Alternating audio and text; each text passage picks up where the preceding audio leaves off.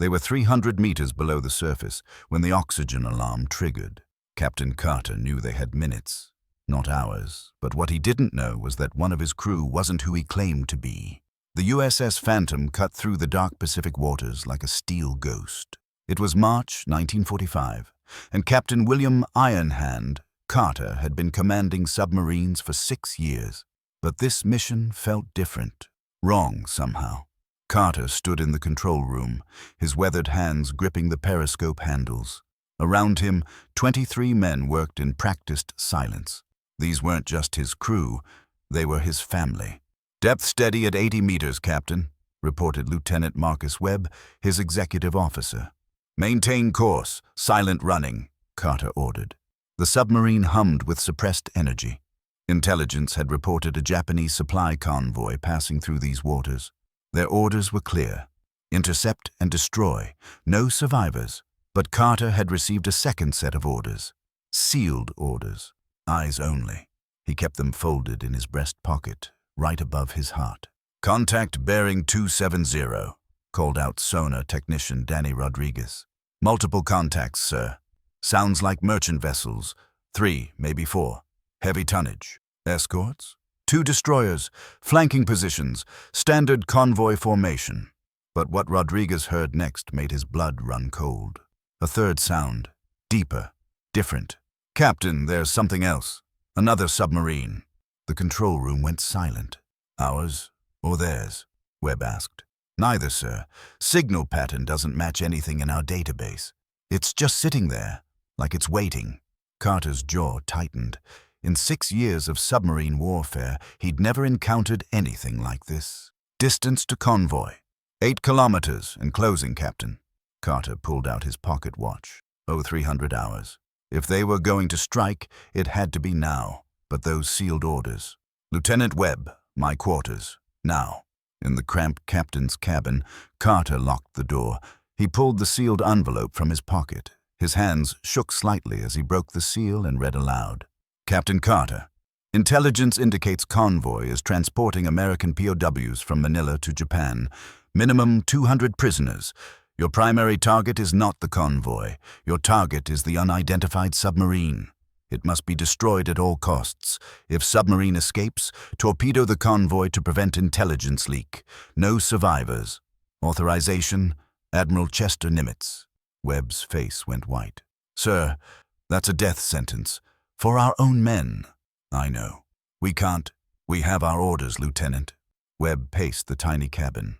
"Captain, those are American boys on those ships. We're supposed to be their rescue, not their executioners." Carter sat down heavily. "You think I don't know that? Then refuse the order." "It's not that simple." Carter looked up. 3 months ago, Naval Intelligence briefed senior officers about a rumor. Japanese had supposedly captured one of our experimental subs in the Philippines, the USS Spectre. Prototype electric drive, could run silent for days. We thought the crew scuttled her. Webb's throat went dry. They didn't. If the Japanese have reverse-engineered that technology, they could hunt every submarine in the Pacific. Thousands of American sailors would die. So we're supposed to sacrifice 200 men to save thousands? Yes. They stared at each other. 2 good men, trapped in an impossible situation. A knock broke the tension. "Captain, emergency." Rodriguez's voice, urgent. Carter threw open the door. "Report." "Sir, the mystery submarine is moving, straight toward the convoy. Battle stations, silent running. Flood torpedo tubes 1 through 4. The USS Phantom came alive with controlled chaos. Chief Petty Officer James Bull Hawkins appeared at Carter's side. He'd served under Carter since the beginning. "Captain, the men are spooked. They need to know you're in control." Carter met the chief's eyes. "Bull, if I gave you an order you knew was wrong, morally wrong, what would you do?" Hawkins didn't hesitate. "I'd follow it, sir, because I trust that if you're giving that order, you've got a damn good reason." Carter felt something break inside his chest. "Range to mystery submarine?" Carter called out. 5 kilometers, sir. Firing solution. Locked and ready, Captain." Carter's hand hovered over the firing lever. 1 word. That's all it would take. "Captain, Rodriguez again. I'm picking up Morse code, sir. From the mystery submarine. What's the message? Rodriguez's voice cracked. USS Phantom. This is USS Spectre. Do not fire. We are American. We are coming home. The control room erupted in whispers. Carter felt his world tilt. The Spectre. The submarine they thought was captured. The submarine he had orders to destroy. Sir, what are your orders? Webb asked. Carter looked around. 23 pairs of eyes watched him. Good men who trusted him. He thought about his career, about the court-martial that would come, about his wife, Helen, back in San Diego, about the chain of command that had kept America safe for 170 years. And then he thought about 200 men in the holds of those merchant ships, men who'd survived the Bataan death march, men who deserved to go home. He made his decision. Signal the Spectre. Tell them to surface. We'll escort them to the fleet. Captain, your orders, Webb began. Forget the orders. We're not killers. We're the United States Navy. Relief flooded through the control room, but Carter wasn't finished. However, we have a problem. If the Spectre's crew was captured, the Japanese know about our technology. We need to get them to Pearl Harbor before the enemy realizes they've escaped. Rodriguez, any sign the convoy has detected us? Negative, sir. Then we let them pass. Our mission is to get the Spectre home. The Spectre surfaced 2 kilometers off the Phantom's starboard bow. Through the periscope, Carter watched as men emerged onto the deck, thin, moving slowly, but alive. Prepare to surface. Radio room. Establish contact with the Spectre. The Phantom rose through the dark water. Fresh air flooded through the hatches as Carter climbed to the bridge. A voice crackled through the radio. USS Phantom. This is Commander David Sullivan, USS Spectre. Permission to come alongside? Carter recognized the name. Sullivan had been one of his students at submarine school. Permission granted, Commander. It's good to hear your voice. Likewise, Captain Carter, though I wish it was under better circumstances. The 2 submarines maneuvered alongside each other. Carter could see Sullivan now on the Spectre's bridge. He'd aged a decade. David, what the hell happened to you? Sullivan's laugh was bitter. We were ambushed off Manila 6 months ago. Disabled, boarded, crew taken prisoner. Took us 6 months to plan an escape. We killed the guards, retook the boat, and ran. Your crew? Started with 80 men. I've got 43 left. Carter felt sick. 37 dead. An hour later, Sullivan sat across from Carter in the Phantom's wardroom. Captain, before we continue, I need to know, did you receive special orders concerning us? Carter nodded. Destroy the Spectre at all costs. If I couldn't, sink the convoy to prevent intelligence leaks. Admiral Nimitz is a cautious man. I don't blame him. But the situation is more complicated than naval intelligence realizes. Sullivan leaned forward. The Japanese didn't capture our electric drive technology. Before we were boarded, our chief engineer destroyed all the schematics. It took us 6 months to rebuild it from memory. Then the technology is secure? From the Japanese? Yes. From everyone else? Sullivan's expression darkened. That's the problem, sir. The Japanese weren't working alone. What are you talking about? Sullivan pulled a worn notebook from his jacket. During our captivity, I kept notes. The Japanese interrogators were thorough, but there was another group asking different questions. Another group? Americans, Captain. The word hung in the air. That's impossible, Carter said. I thought so too, but I saw them. 4 men in American naval uniforms working with Athea. Japanese. They wanted information about our command structure, our code books, our communication protocols. Sullivan opened his notebook, showing Carter a sketch. One of them. I'm almost certain he was the intelligence officer who briefed me before our mission. Lieutenant Commander Richard Hayes. Carter knew the name. Hayes was stationed at Pearl Harbor, working in naval intelligence. If Hayes is compromised, then the entire fleet is at risk. Exactly. That's why we had to escape.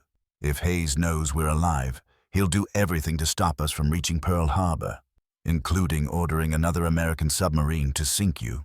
I was counting on you not following that order, Captain. Carter stood up, pacing. If Sullivan was right, following his original orders would have destroyed the evidence. But if Sullivan was wrong, Carter had just committed career suicide. David, you're saying American naval officers are working for the Japanese. That's treason on a scale we've never seen. I know how it sounds, but I found this. Sullivan pulled out a small metal disc. Recognition coin. Japanese intelligence service. I took it off one of the guards. He'd gotten it from Hayes. Carter examined the coin.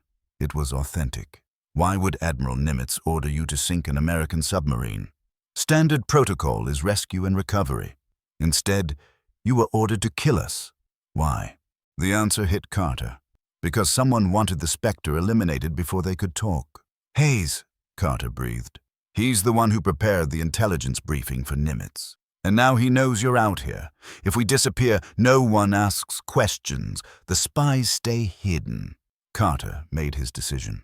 We're taking you to Pearl. Both boats, running dark, maximum speed. If Hayes has compromised our communications, we can't risk radio contact. We go silent until we reach friendly waters. Sullivan nodded. There's one more thing. That convoy with the American POWs. They're scheduled to arrive in Japan in 4 days.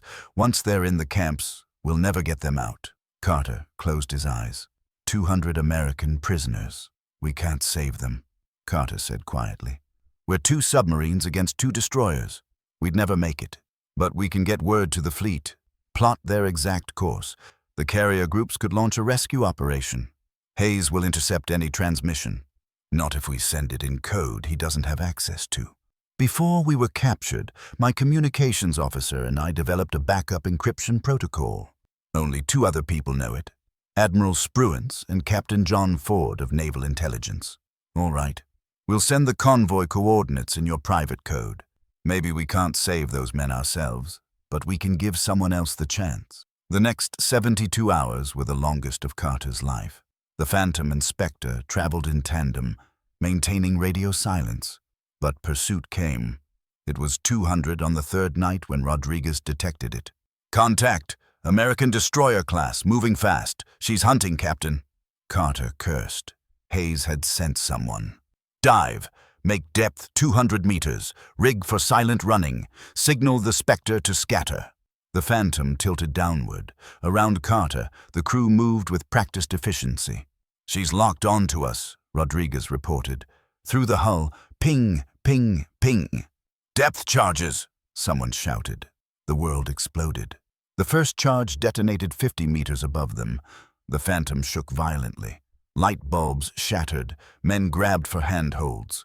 Damage report. Minor leaks in the forward torpedo room. Ping, ping, ping, another pattern. Closer. Captain, 2 more patterns like that and we'll breach, Hawkins reported. Carter made a split-second calculation. They couldn't surface. They couldn't go deeper. They couldn't fight back. They had one option. Hide. All stop. Cut engines, not a sound. Rodriguez, kill the sonar. Bull, pass the word. Every man freeze. The Phantom went silent. Dead in the water at 200 meters. Ping, ping, ping. The destroyer was directly overhead. Through the hull, they could hear her propellers. She's slowing, Rodriguez whispered. She knows we're here. And then the propeller sounds began to fade. She lost us, Webb breathed. No, Rodriguez said. She's circling. Setting up for another depth charge run, Carter's mind raced. The destroyer captain was smart, using a classic tactic. Rodriguez, can you locate the Spectre? She dove deep, Captain. She's not moving. Sullivan was hiding too. But one good depth charge pattern would finish him. We have to draw fire, Carter said. Bull, prepare emergency blow. We're going to surface directly under the destroyer. We'll have maybe 60 seconds before they start shooting. Captain, that's suicide, Webb protested. We don't have a choice. If we stay down, they'll find the Spectre. Hawkins grinned. Hell of a plan, Skipper. On my mark. 3, 2, 1. Blow all tanks. Compressed air shrieked. The Phantom shot upward like a cork. 200 meters. 150, 100. The Phantom broke the surface 50 yards from the destroyer's stern. The destroyer's searchlights swung toward them. Flare! Send up the American recognition signal. Now! A bright red star shell burst above them. For 5 agonizing seconds, nothing happened. Then the destroyer's guns elevated away. "She's breaking off," Webb said. Through the darkness, a signal lamp flashed. Rodriguez translated, "Identify yourself immediately." Carter grabbed his signal lamp. "USS Phantom, Captain Carter commanding. Urgent message for Admiral Spruance. Do not engage. National security priority." The response? "Stand by for boarding." "Prepare to receive boarding party," Carter ordered. "Get Commander Sullivan on the radio. We're going to tell this destroyer captain the truth." The destroyer was the USS Martinez, commanded by Lieutenant Commander Robert Chen.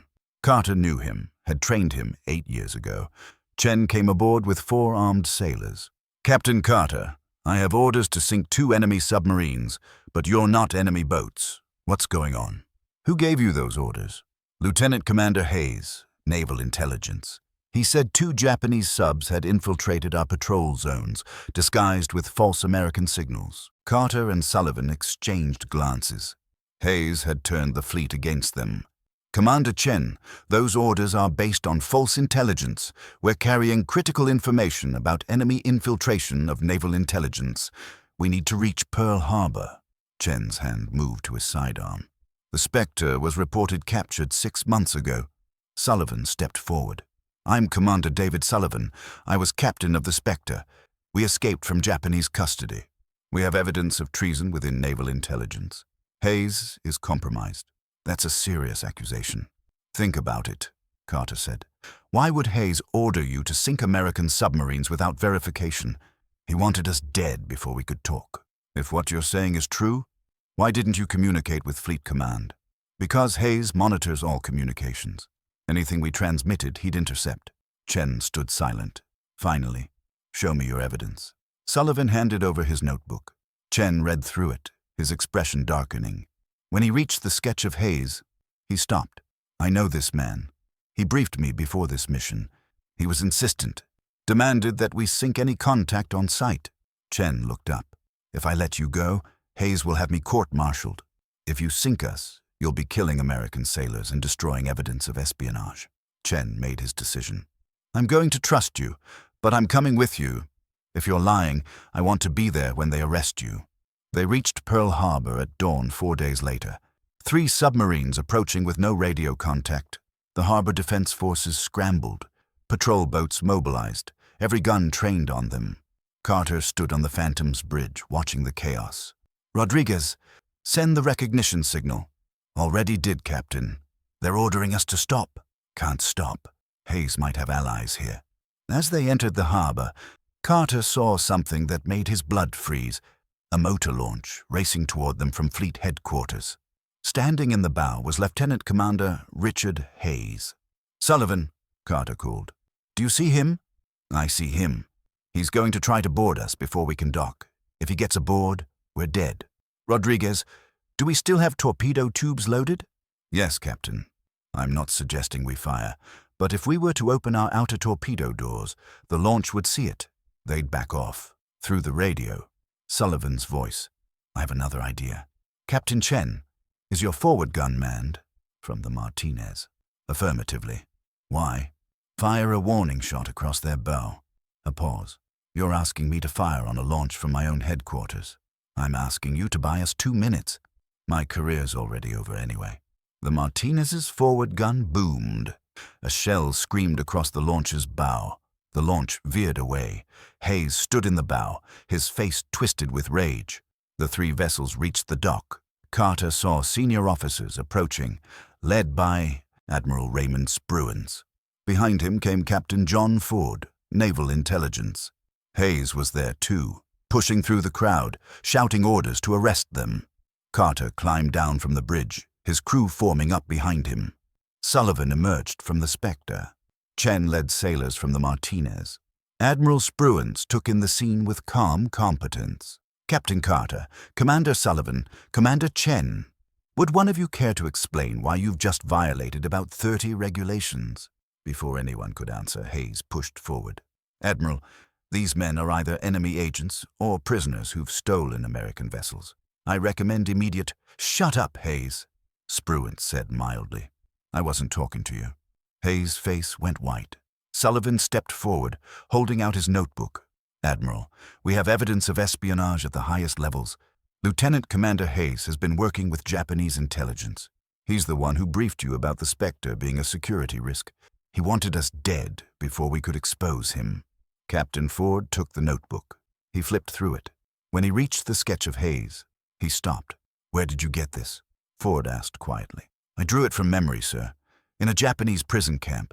Hayes was there, working with the enemy." Ford looked up at Hayes. "Is this true?" "Of course not. He's been brainwashed." I said, "Is it true?" Hayes's hand moved toward his sidearm.